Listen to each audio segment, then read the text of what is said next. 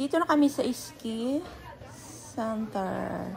Tapos mag-ano na kami, susot na kami nitong mga kakailanganin namin sa ski. Ang bigat ng shoes, guys. Nakakakaba pero itatry natin. Bahala na. Alam ko mauuntog tayo dito dahil nga first time natin. Yung mga first time dito sa banda na to, yung mga professional naman, guys, doon sila, sasakay sila sa cable car, tapos pagdating sa mountain, tatalon sila and then bababa naman. Ayan. Yung mga hindi pa professional, dito lang muna sa baba. Ayan, dyan muna kami nag-aaral. Ready na ang katawan dahil first time natin dito. Marami ng mga mga lalaglag. Pero sige pa rin. Try to try. Ayan, guys. Halos lahat naman nagkakadulas-dulas na dito. Pero masaya pa rin.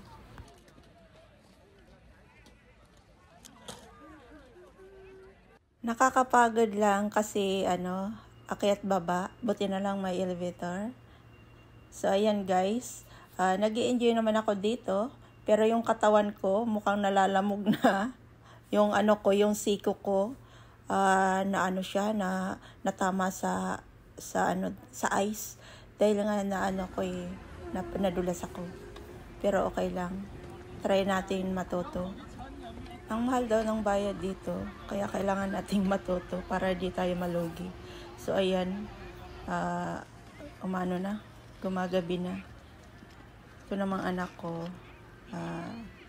try din ang try. Nauntog na naman ako, guys. Sakit sa ulo. Medyo nahilo-hilo ako dito, pati yung siko ko. Last na tong untog na to. I-try kong hindi madulas. So, last ko na to, guys, kasi medyo nahilo-hilo ako sa untog na yun. Nadulas ako, So, ayan. Yung anak ko nagbi-video sa akin. Try natin na hindi madulas. Kakano kasi, guys, kasi nga madulas ice yan. Tapos yan ang naapakan mo. Kung hindi ka talaga marunong mag-balance, patay ka talaga dyan. So, ayan, guys, pababa na yan. So, matatawa ka dito kasi nga yung kasabay, yung bata, nadulas siya. Tapos yung father niya, nag-rescue, nadulas din yung father niya. Mag-enjoy ka talaga dito, guys, kahit lamog na lamog yung katawan mo sa kakadulas dito.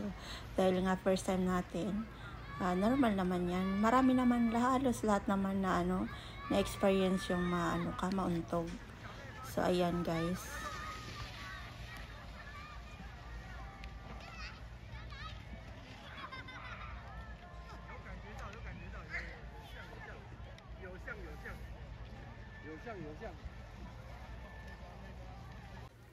Ayan, tapos na tayo sa ating pag-ski. So, ipakita ko lang sa inyo, guys. Malawak ito. Doon sa banda na yun yung mga professional. So, hindi tayo nakapunta doon dahil nga nag-aaral pa lang tayo. Siguro, pagbalik natin dito ay marunong na tayo at di na tayo kabahan. Kailangan, guys, pala, kapag nag-ski ka, hindi ka dapat kabahan. Kailangan nakatingin ka sa unahan. At saka focus ka lang.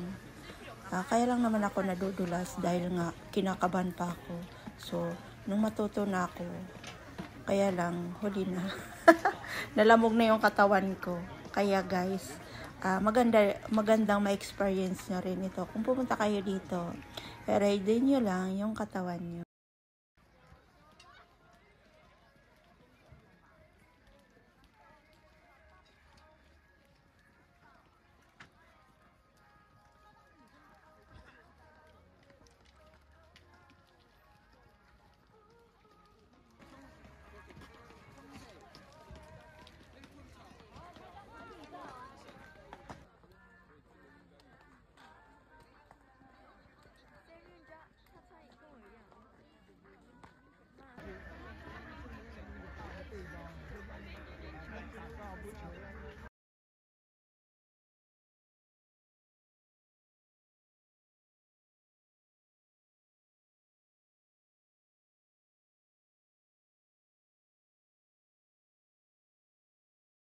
Morning na, guys. Tingnan natin dito sa labas. Ayan, maraming snow.